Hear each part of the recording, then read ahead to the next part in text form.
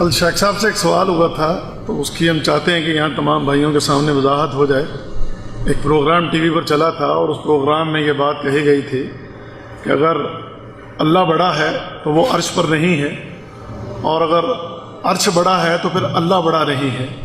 تو اس حوالے سے تھوڑی وضاحت فرما دیں۔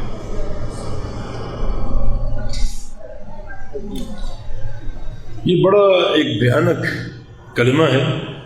جس شخص نے بھی کہا ہم اسے نہیں جانتے لیکن اس نے بڑا ظلم کیا، اسے یہ معلوم نہیں ہے کہ اللہ تعالیٰ کا فرمان ہے لا تضربوا للہ الامثال، کہ اللہ کے لیے مثالیں بیان مت کرو۔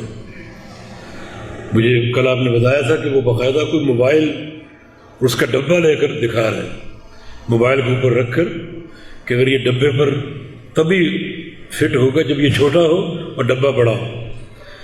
یعنی یہ مثالیں اللہ پر منطبق کر رہے، کوئی حیا نہیں۔ جب یہ کل ہم نے یہ بات سنی تو یقین کر رونگٹے کھڑے ہو گئے، رونگٹے کھڑے ہو گئے اور ایک کپکپاہٹ سی طاری ہو گئی۔ اتنا بڑا بھیانک ظلم اللہ رب العزت کے لیے اس طرح مثالیں بیان کرنا۔ بھئی یہاں ایمان کا، عافیت کا تقاضا یہ ہے کہ اللہ تعالیٰ کے بارے میں اللہ تعالیٰ نے جو کچھ بتا دیا اور اس کے رسول نے جو کچھ بتا دیا اسے اسی ظاہری معنی میں قبول کر لو۔ جو بتایا اس کو مان لو، جو نہیں بتایا اس کو اللہ کے سپرد کر دو۔ مثلا اللہ نے یہ بتایا کہ میں عرش پر مستوی، الرحمن علی العرش استویٰ، رحمان عرش پہ مستوی۔ ہمیں خبر دی، ہم اس کو مانتے ہیں، اس کو قبول کرتے ہیں۔ استویٰ، ارتفع، چڑھ جانا، بلند ہو جانا، اس معنی کے ساتھ۔ اب مستوی کیسے ہوں یہ نہیں بتایا، تو جو بتا دیا اس پر ایمان لے آؤ، جو نہیں بتایا اس کو اللہ کے سپرد کر دو۔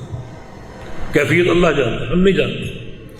تو آپ کا یہ مثال دینا چھوٹا اور بڑا ہونے کے تعلق سے بڑا بھیانک ظلم ہے۔ عافیت کا راستہ اللہ اور اس کے رسول نے جو خبر دی اللہ کی ذات کے بارے میں اس کو قبول کر لیا جائے اور اس کی کیفیت کو اللہ کے سپرد کر دیا جائے۔ امام مالک رحمہ اللہ، امام دار الحجرہ، ان سے تو ایک بڑا چھوٹا سوال ہے۔ ان کے ایک شاگرد نے پوچھا کہ اللہ تعالیٰ عرش پر کیسے مستوی، کیسے مستوی؟ اطرق راسہ، اپنا سر جھکا لیا اور پسینہ ان کو چھوٹ گیا، پورے بدن پر پسینہ غالب آ گیا اور بات کرنے کے قابل نہ رہے۔ اور جب ہوش حواس کچھ درست ہوئے پھر آپ نے فرمایا الاستواء معلوم فالایمان به واجب والکیف مجہول والسؤال عنہ بدعۃ وما رأیت اسوأ منک قط۔ فرمایا کہ اللہ کا عرش مستوی ہونا معلوم ہے، معلوم ہے۔ ایک تو کتاب و سنت سے ثابت ہے، اور دوسرا جو اس کا معنی لغت عرب میں وہ معلوم ہے۔ ارتفاع، اوپر چڑھ جانا، بلند ہو جانا، یہ معلوم ہے، لیکن کیفیت معلوم نہیں۔ جو چیز معلوم ہے اس پر ایمان لانا واجب ہے، جو چیز معلوم نہیں ہے وہ اللہ کے سپرد ہے، اس کا سوال کرنا بدعت ہے۔ یعنی کچھ جواب بدعت ہوتے ہیں مگر کچھ عقیدے کے معاملے ایسے ہیں کہ وہ سوال ہی بدعت ہے، وہ سوال ہی نہیں کرنا چاہیے۔ تو اس شخص کا یہ جو بھی ہے، اس کا یہ مثال دینا یہ موبائل فون کے ذریعے، یہ طریقہ ہی محدث اور بدعت ہے، پرلے درجے کی جہالت اور ایک ظلم عظیم۔ اللہ تعالیٰ کے لیے مثالیں بیان کرنا یہ کہاں کا انصاف؟ چنانچہ امام مالک نے فرمایا کہ کیفیت مجہول ہے، وہ اللہ کے سپرد ہے۔ اور پھر آخری بات آپ نے فرمائی کہ تجھ سے زیادہ بدترین انسان میں نے آج تک نہیں دیکھا، اور اپنے شاگردوں کو حکم دیا کہ اس کو اٹھاؤ، ہماری مجلس سے نکال دو، گھر سے نکال دو، اس مجلس میں یہ بیٹھنے کے قابل نہیں ہے، یہاں سے اس کو نکال دو، روانہ کر دو۔ یہ سلف صالحین کا عقیدہ۔ اور امام مالک کا یہ قول اللہ تعالیٰ کی ہر صفت پر جاری، ہر نام پر منطبق ہوگا۔ وہ سمیع ہے، وہ بصیر ہے، تو سمیع معلوم ہے، کیفیت معلوم نہیں۔ جو چیز معلوم ہے اس پر ایمان لانا فرض ہے، اور جو چیز معلوم نہیں ہے اس کا علم اللہ کے سپرد ہے۔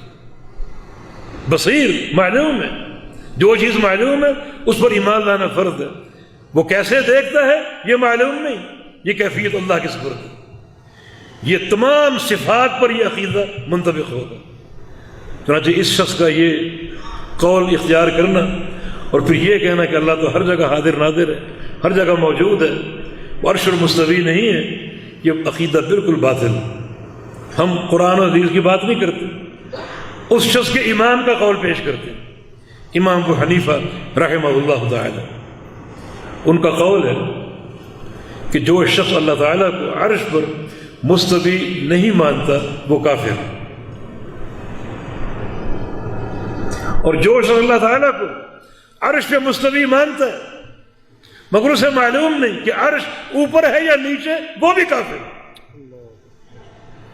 اللہ تعالیٰ امام ابو حنیفہ رحمہ اللہ کی شخصیت پر کروڑہا رحمتیں برسائے، عقیدے کی بات کی بڑی پختگی کے ساتھ۔ جو اللہ تعالیٰ کو عرش پہ مستوی نہیں مانتا وہ کافر، اور جو عرش پہ مستوی مانتا ہے مگر اس کو شک ہے کہ عرش اوپر ہے یا نیچے ہے، وہ بھی کافر۔ اور یہاں انکار کیا جائے کہ اللہ عرش پر مستوی نہیں ہے، ہر جگہ حاضر۔ پورے قرآن و حدیث میں اللہ تعالیٰ کے لیے حاضر کی صفت استعمال ہوئی ہے۔ یہاں علماء موجود، ان سے پوچھیں، قرآن و حدیث میں، کتاب و سنت میں اللہ تعالیٰ کے لیے حاضر کی صفت استعمال ہوئی؟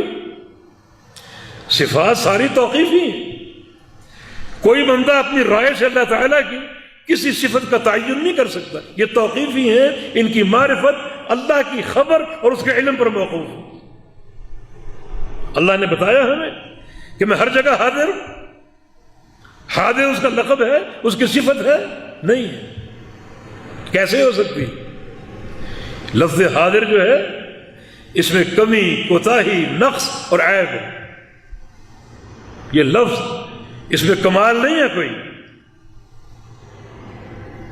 اپنی زندگی میں لے لیجیے، آپ کا کفیل آپ کو حکم دے کہ فلاں کام کرو، آپ کہتے ہیں حاضر، حاضر یا سیدی، حاضر، یہ تواضع ہے۔ آپ تواضع اختیار کر کے کفیل سے کہتے ہیں میں حاضر، یہ کام کروں گا، اس لفظ میں تواضع ہے۔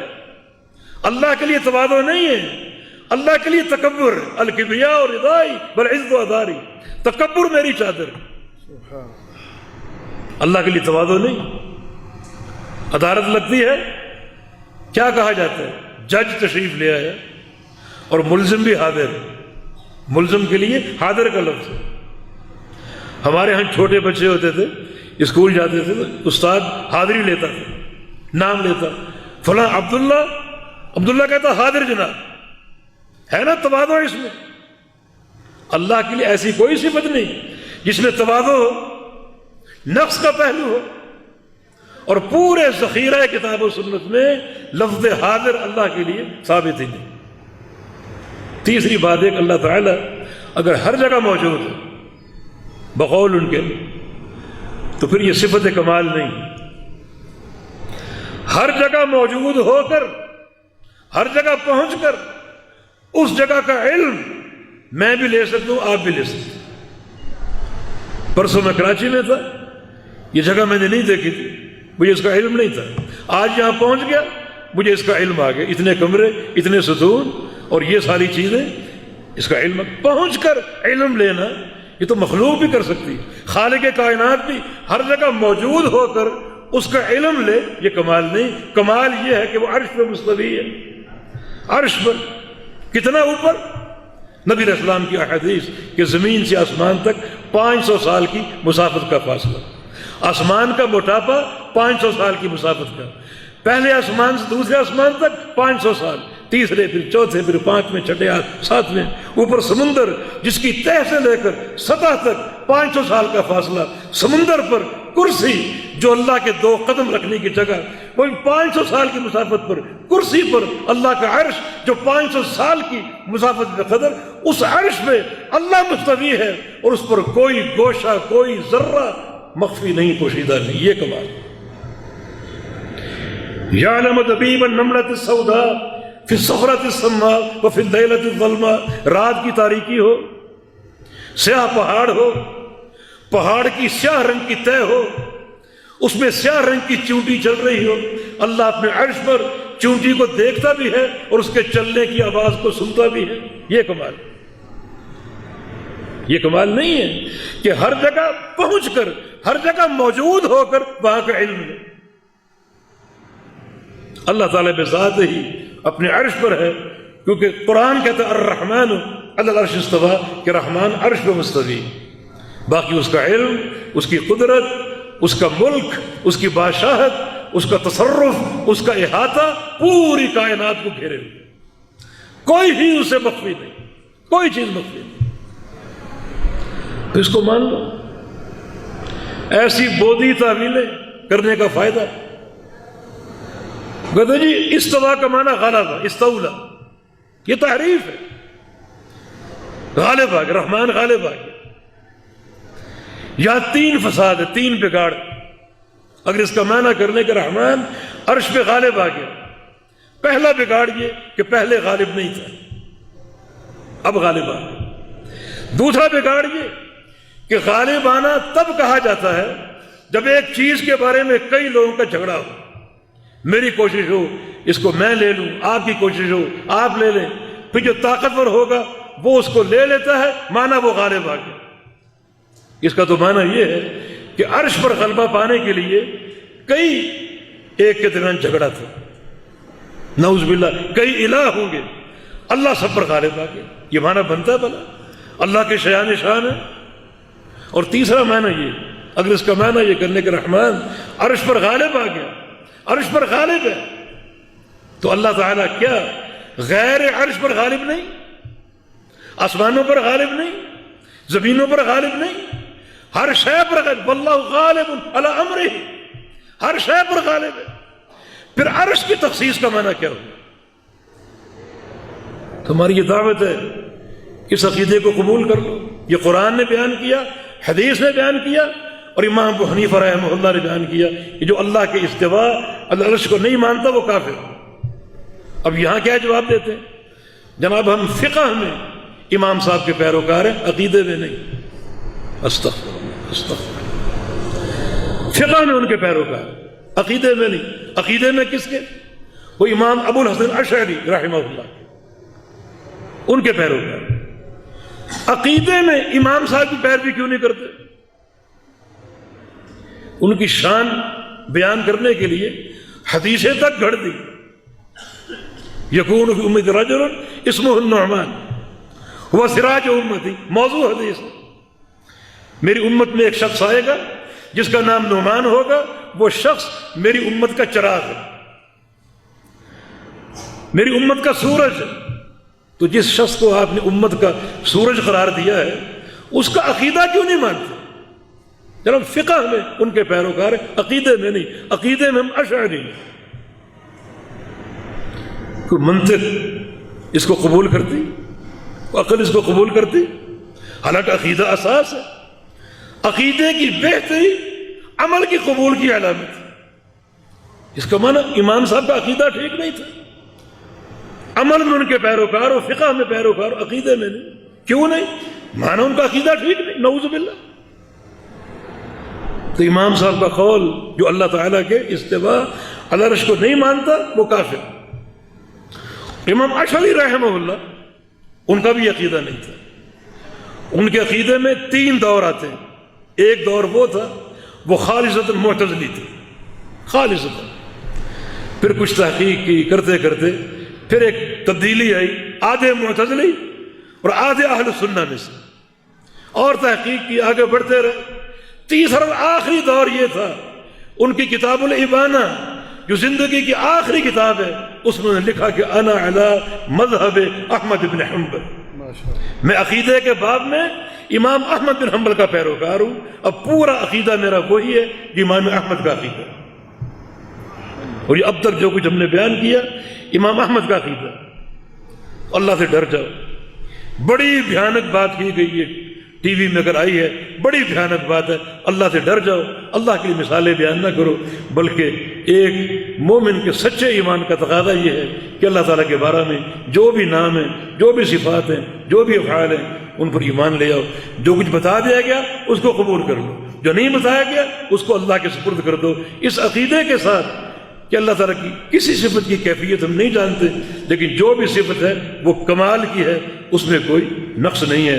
واللہ تعالی ولی التوفیق۔ جزاکم اللہ خیر۔ میں شیخ محترم کا شکر گزار ہوں کہ شیخ صاحب نے ہمارے لیے وقت نکالا، یہاں تشریف لائے۔ میں اپنی طرف سے اور اپنی جالیات کی طرف سے اور اپنے تمام طالب علموں کی طرف سے اور جالیات میں موجود تمام جو حاضرین ہیں ان کی طرف سے شیخ محترم کا شکر گزار ہوں اور آپ کے لیے دعا گو ہوں کہ اللہ تعالیٰ تا دیر آپ کا سایہ ہمارے سروں پر سلامت رکھے، تاکہ ہم آپ سے سیکھتے رہیں، سمجھتے رہیں، پڑھتے رہیں، اور یہ سیکھ کر پڑھ کے ہم آگے بھی یہ علم پہنچاتے رہیں۔ اللہ تعالیٰ یہ سلسلہ قائم اور دائم رکھے۔